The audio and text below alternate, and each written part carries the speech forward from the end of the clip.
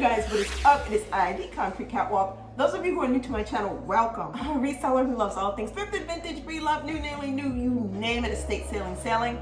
I love it. To my catwalkers, welcome back to a new video this Sunday. Those of you who are newly subscribed, thank you so much.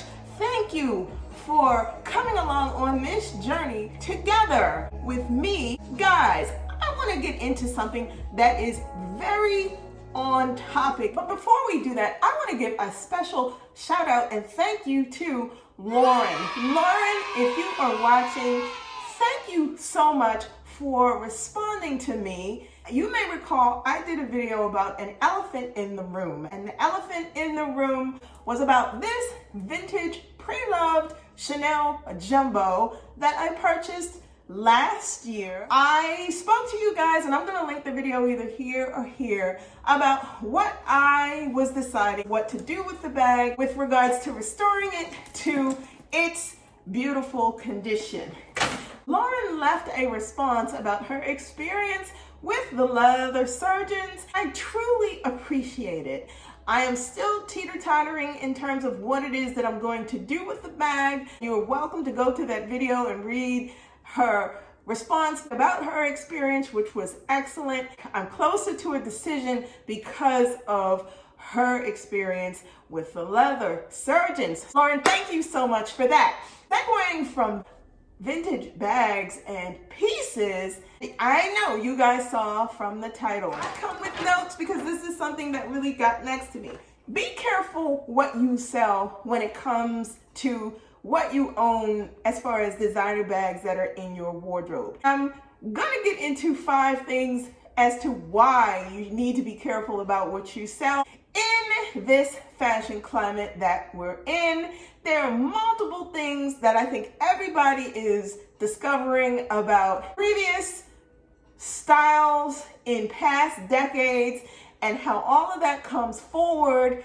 Again, here are some things that I have taken away. Experience in owning bags and selling some bags. No matter how relatively expensive a bag is, someone out there is going to be willing to buy it. Now, let me preempt that number one statement with this. We all know about the Fendis, the Guccis, the Louis baguettes being back in trend, the Louis Vuitton Pouchettes, which have come around again. I'm telling you this, I have learned that sometimes the longer bags sit in your wardrobe, the more in demand and stylish they become. I'm sure you guys have collections of bags that you've had. You teeter-totter on the fence about whether a bag after a certain amount of time of ownership is going to be a bag you're going to ship out of your collection, meaning sell. It's not just about them being the launch of that particular style of bag. What I'm learning is it is a lot about shape, it is a lot about size, it is a lot about the brand itself, and the fact that something from so long ago comes back in style. In terms of being careful with what you sell, I think bags that sit in your wardrobe deserve consideration if you're going to release them out of your collection or not. Because we all know what happens when a bag is sold out of your handbag collection and it comes back on trend again 10 years later, 15 years later, 20 years later, 25 years later, the scramble is on. You're gonna be put in a position of whether you wanna buy that bag again or not. Usually when it comes back on trend, it is way more expensive than what it was purchased at initially. So that's point number one to think about. Just because it's sitting in your wardrobe, just because it's not getting carried the way you would have carried it previously, does not mean there are not willing buyers out there for that bag, and it does not mean that that bag has to necessarily leave your wardrobe because of the way the fashion cycle works. To number 2, when you do, or if you do decide to sell, be careful as to when you decide to sell it. I think about 4 years ago when I used to see Fendi baguettes being sold online for $200, $240. You fast forward now, 4 years later, you can't even find a Zucca print baguette for under $500 unless the condition is so-so. The vintage Fendi baguettes, sequins, all the embroiders are so above what the initial purchase price was. It's incredible. If you decide you really are going to let something out of your wardrobe, do it at the point where you're going to be able to recoup the most bang for what you put out in bucks for the bag.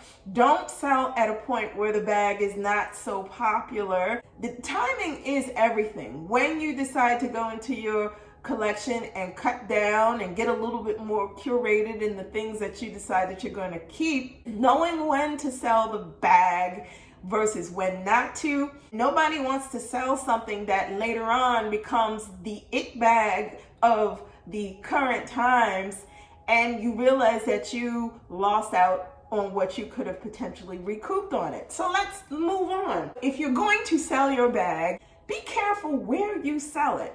We all know about those platforms, the eBays, the Mercaris, the Poshmarks. If you're going to sell your bag that way, you better know the current going rate for your handbag, and when you list it at a price where there's very little wiggle room for that person or the persons that are interested in your bag to negotiate. We know what happens on those platforms. You list a bag for X price and you're always going to have that person or persons come along who are going to try to lowball you for something that if you've done your research on, you know you can command the $1,500, the $2,000, the $2,400, whatever it is that you ask for the bag.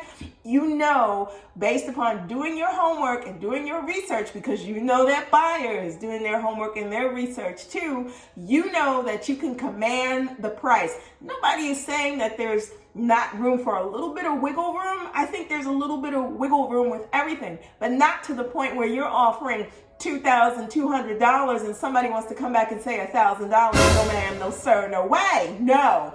Know the platforms that you're getting into. And in terms of much more expensive handbags, I have begun to lean towards the fact that it is better to go on sites that deal in handbags, whether it be Fashion File, Vestiaire Collective, First Dibs. I feel it's better to go where you know you're gonna get the most bang. If you do get to the finite determination that you want to part with it, be careful where you sell your bags. Number 4, trends. This is going back to the first thing. We know what goes around comes around in trends. It almost seems like with these handbags, the longer they sit and the dustier they become, the more popular they end up being. It has happened in Prada. It has happened in Fendi. It has happened in everything where there was an iconic release of some type of bag. 9 times out of 10, Dior, perfect example, the saddlebag. Saddlebags are gorgeous. There was a point where you could get a saddlebag for $200 7 years ago. You could get a saddlebag for that price. Try it again today. Nope. When you purchase things outright, to me, it is okay if something sits in your closet for years and years and years and you are not carrying it. And if it gets to the point where you are not, and you know you're not going to carry it, that is the point to depart with it. For you, that's fine. But if you're a person who you cherish the bags, you get a connection with the bag and you decide you want it, it sits and it's gonna sit and it has sat. Trends to me are a deciding factor. And for myself, my learning curve was with the Louis Vuitton Pouchette. I purchased an original LV Pouchette in the year 2000. I owned that bag for close to 8 years, and in 2007 or 8, I decided to sell that bag, and that is one particular bag I wish I would have kept.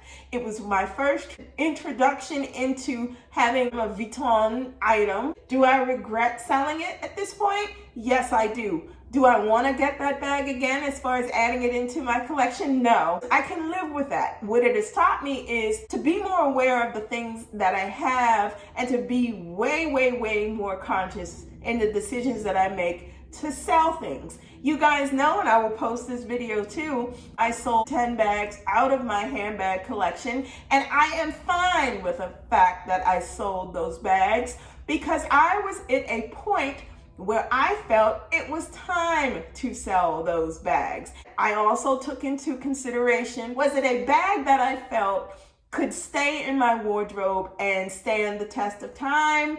And some of those bags could, but I still felt strongly enough where it was time to sell them, and that is what I did. Trends do drive the bus in terms of what you decide you're going to keep. And what goes around comes around, and sometimes we all make mistakes and we sell a bag we just should have kept. So think about the trends before you decide to sell a bag from your collection. The last thing, the biggest thing, can you live with it?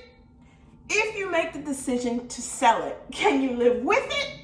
If you make the decision to post that bag and someone comes along and they buy it, I always pose that question to myself. Can you live without this bag?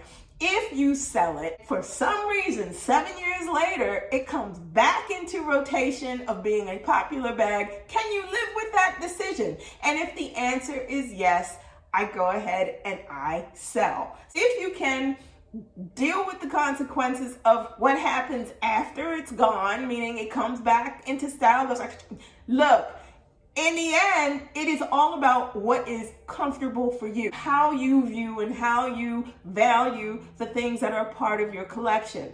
Nobody is saying that a bag is worth more than life experiences. No, but what these bags show in terms of what you can get when you decide that you do want to part ways, that is something to strongly consider. If it's something that is going to be an icon bag and integral to a piece and a part and a component of your curated bag collection, then that also weighs heavily on whether you're going to keep it in your collection or whether you're going to let it go. In the end, you're gonna have to live with the result when it's gone.